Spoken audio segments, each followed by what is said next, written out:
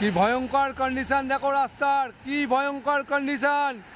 এই রাস্তা এইভাবে এত ফোগ পড়েছে, প্রত্যেক বছর কয়েক হাজার অ্যাক্সিডেন্ট হয় এই শুধুমাত্র ফোগের কারণে, শুধু ফোগের কারণে।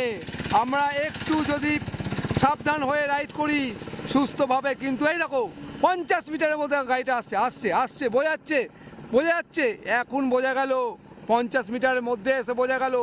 তুমি যদি হাই স্পিডে আসো, পৃথিবীতে কোনো ব্রেকিং সিস্টেম নেই তোমাকে এই স্পিডকে আটকে দেবে।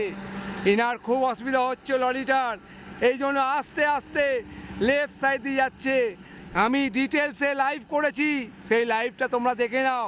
হাই রোডে তোমরা কীভাবে চালাবে, এরকম ফোগের মধ্যে পড়লে তোমরা কিভাবে নিজেকে সারভাইভ করবে, বা ফোগের মধ্যে কিভাবে তুমি রাইড করবে।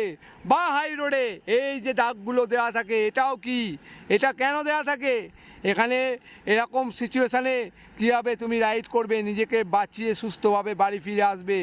আমি ডিটেলসে সব বলেছি ডিটেলসে। কত ফোগ দেখো, প্রত্যেক বছর ইউপি, ঝাড়খণ্ড, বিহার, উড়িষ্যা, পাঞ্জাব, উত্তরাখণ্ড হাজার হাজার গাড়ি এরকম অ্যাক্সিডেন্ট হয়। একটার পর একটা গাড়ি পেছনে এসে ঠুকে দিচ্ছে। তুমি দেখে ভাবছো এরা কি পাগল, এরা কি সুইসাইড করছে? না, বউ বাচ্চা নিয়ে এইভাবে দামি গাড়ি নিয়ে কেউ পেছনে গিয়ে ভাঙার জন্য, মরার জন্য করে না। ভিজিবিলিটি দেখতে পায় না, তো কেন হয়, কী কারণে হয়, সব ডিটেলসে বলেছি তোমাদের।